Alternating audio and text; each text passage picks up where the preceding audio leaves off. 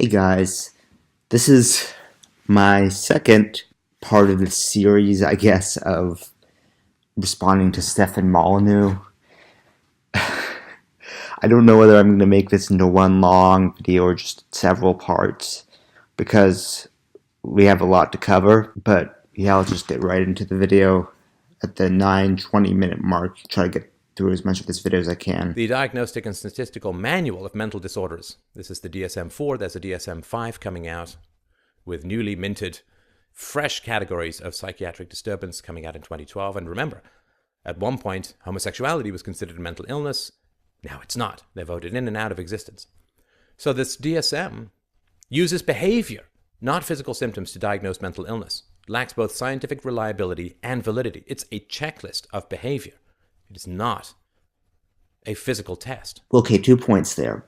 One, yes, of course the DSM is going to be based on behavior. It's a mental illness. The way it manifests itself is through behavior. Yes, it is also linked to differences in neurotransmitters or brain structure or what have you. But of course the primary symptom is going to be behavior. Like, what else do you think it is? You can't just say, look at somebody with schizophrenia and necessarily tell that they have schizophrenia by looking at them. You do it based on their behavior. I don't think he understands what mental illness is. Then he also mentioned homosexuality being mentioned as a mental illness and then not being a mental illness. I don't know what point he's trying to make with that, if he's just trying to say, oh, diagnosing disorders isn't necessarily reliable, which is true. There's been different diagnoses in the DSM over the years. The reason why homosexuality was considered a diagnosis was because at the time, doctors thought that was what it was. And of course, it's not a mental illness. So that's just us becoming more enlightened in terms of psychology, not some error on the part of the DSM. I mean, yes, that's technically it is an error because homosexuality isn't a mental illness, but it's more like they didn't understand it, now they understand it. That's not any bad thing on the DSM's part, I mean, other than stigmatizing homosexuality, but I'm getting off topic. So whatever point he was trying to make with that just really isn't accurate. Let's look at the lack of evidence.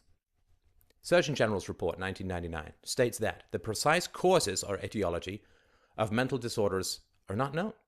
There is no definitive lesion, laboratory test, or abnormality in brain tissue that can identify a mental illness. Okay, first of all, that is not completely true. Some people do have mental illnesses due to another medical condition or due to a drug, and that is something you can physically test for.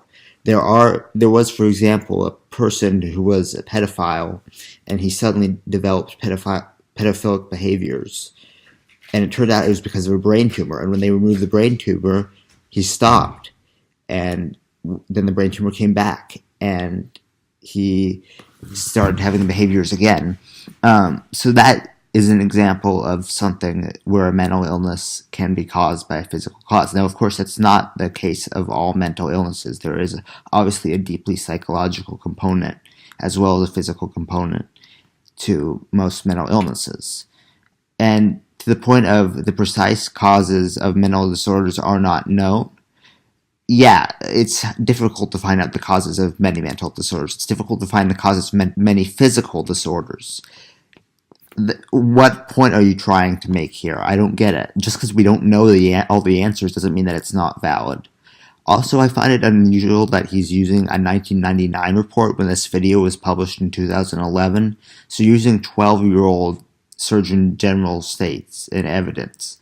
I mean, I'm not saying that that's not valid, but you'd think that you would use a more recent type of evidence. If you have an infection, you have red, you have swelling, you have increased white blood counts, you can't find anything like that when it comes to these so-called mental illnesses. Of course you can't, because it's based on behavior. Like, how many times do you have to say this? It's a mental illness. And like I said, it can be caused by a physical cause. Not always, but it can be caused to a physical cause, and it is linked to physical changes in the brain. The textbook of clinical psychiatry, again from 1999, states, validation of the diagnostic categories as specific entities has not been established. This is 40 plus years into the mass medication of millions of people. Psychiatric disorders are not medical diseases. There are no lab tests, no brain scans, no x-rays, or chemical imbalance tests that can verify that any mental disorder is a physical condition. Again, you're just wrong. People can prove that mental illness is caused by a physical cause if that indeed happens. But that's not always the case. It has biological, psychological, and social elements to it. That is how we treat mental illness. He just does not understand. Let's hear from the experts, which of course I'm not one of. Dr. David Kaiser, a psychiatrist, says, modern psychiatry has yet to convincingly prove the genetic/biological cause of any single mental illness.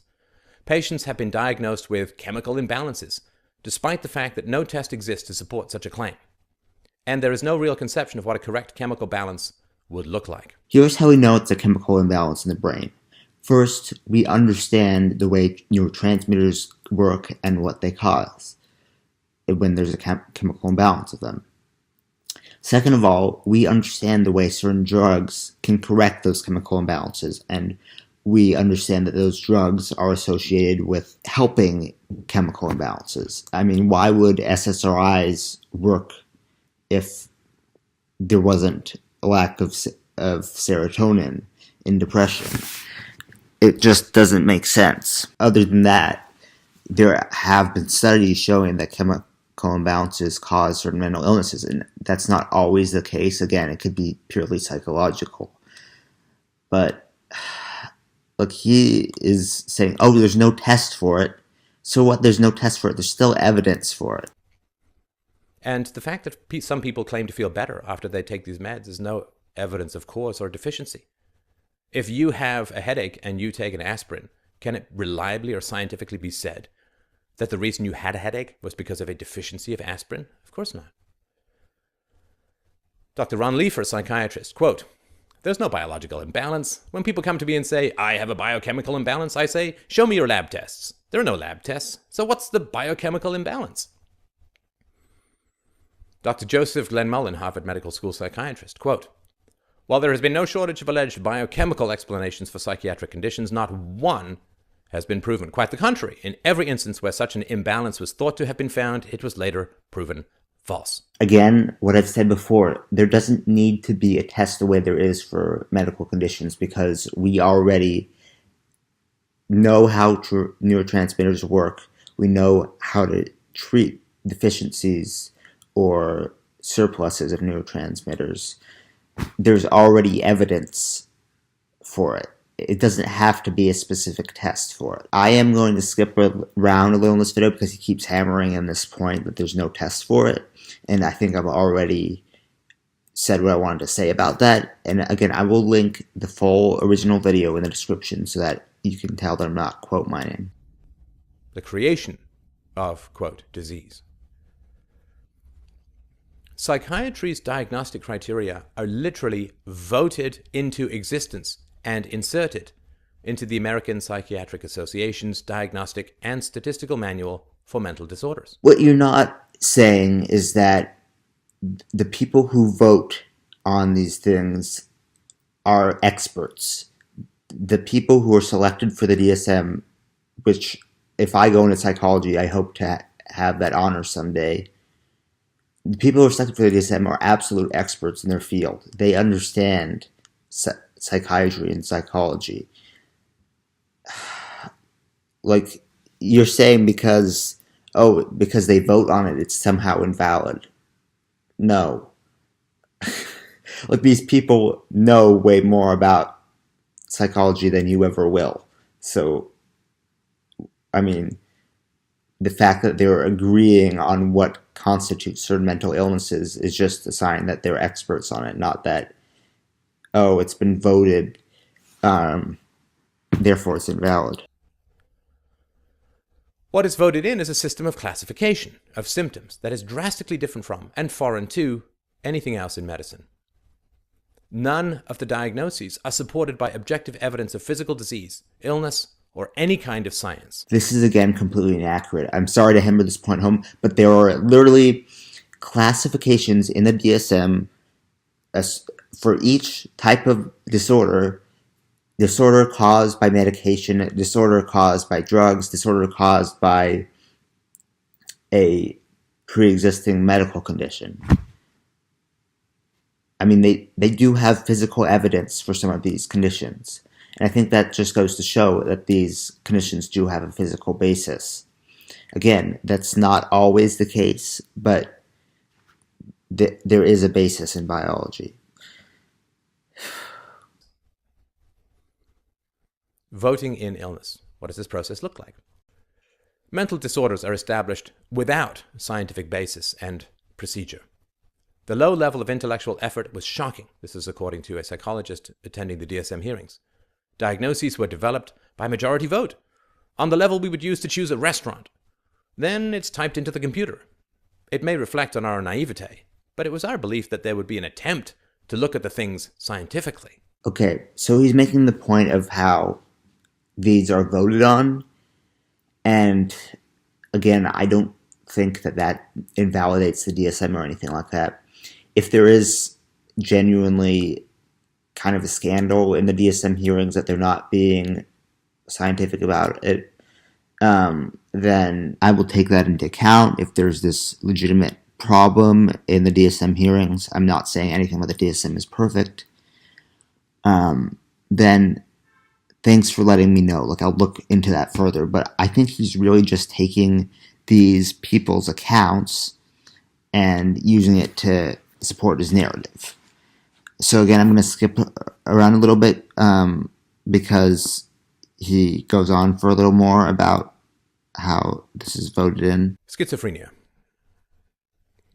Edward Drummond, MD, Associate Medical Director at Seacoast Mental Health Center in Portsmouth, New Hampshire, says, there is no accepted etiology of schizophrenia, although there have been many theories. The unfortunate truth is that we don't know what causes schizophrenia or even what the illness is. There are literal brain scans that show that people with schizophrenia have different brains than people who don't.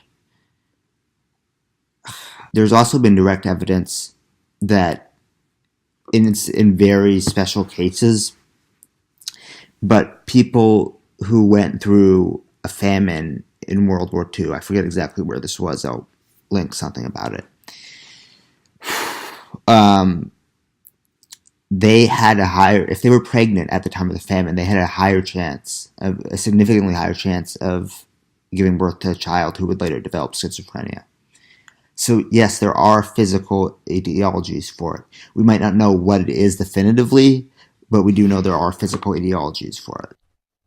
Thomas Saz again says, in his book Schizophrenia, the Sacred Symbol of Psychiatry, there is, in short, no such thing as schizophrenia. Thomas Saz, I need to bring this up, and I should have brought it up earlier because he is a person that a lot of these mental health deniers use to justify their claims. Honestly, I don't even know how valid Thomas Saz was in terms of being a psychiatry professor, but he became well known for thinking that mental illness didn't exist, and he was a psychiatry professor.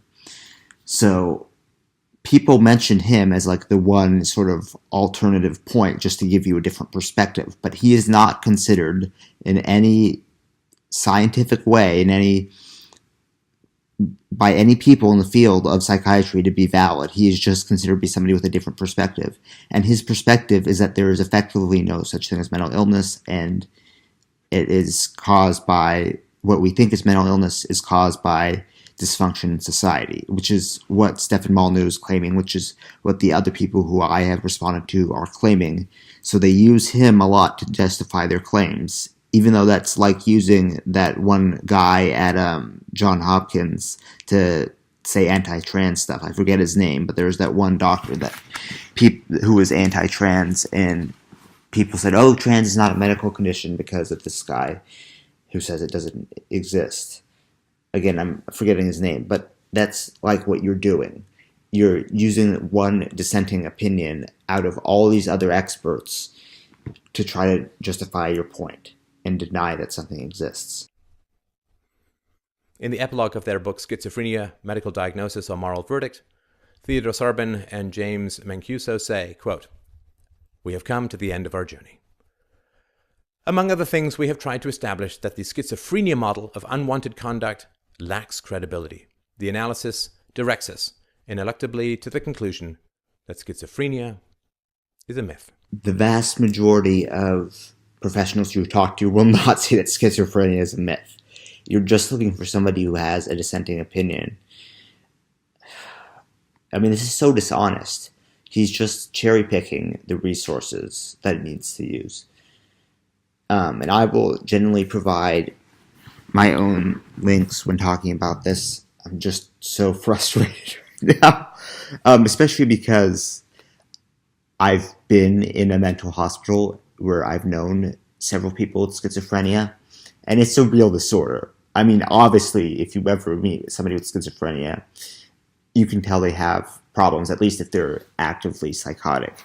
And I myself have psychotic features, so I've experienced some of that too, and just the fact that it's invalidating this very real mental illness is just genuinely insulting. Efforts to prove a biological basis for so-called schizophrenia have invoked brain scans of pairs of identical twins when only one is a supposed schizophrenic. And they do indeed show that the so-called schizophrenic has brain damage his identical twin lacks. The flaw in these studies, of course, is that the so-called schizophrenic has inevitably been given brain-damaging drugs, called neuroleptics, as a so-called treatment for his so-called schizophrenia. It is these brain-damaging drugs, not schizophrenia, that has caused the brain damage. Anyone treated with these drugs would have such. So he mentions that there are actually studies that prove that schizophrenia has a biological basis. But he immediately pushes them out by saying, well, he was the schizophrenic person, they were on drugs, so the drugs must have caused brain damage, not schizophrenia. First of all, how do you know they were on drugs in the first place? There have been several studies that show this difference between schizophrenic brains and non-schizophrenic brains. How do you know that they were treated with drugs? And furthermore, how do you know that those drugs cause the brain damage? Like, they don't get it. You don't know! Brain damage. The inefficacy of these medicines. After thousands of studies, hundreds of millions of prescriptions, and tens of billions of dollars in sales, two things are certain about pills that treat depression. Antidepressants like Prozac, Paxil, and Zoloft work. And so do sugar pills. Okay, just because the placebo effect makes depression seem to be better doesn't mean that the actual medicine is invalid. Yes, of course, a placebo effect. You could say that about literally any other medication for a physical condition.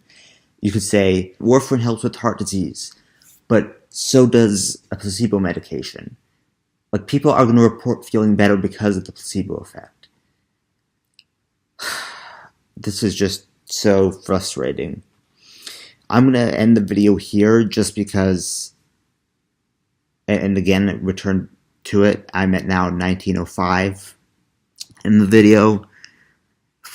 But I hope you guys enjoyed this video, and thanks for watching. Well, feel the fire!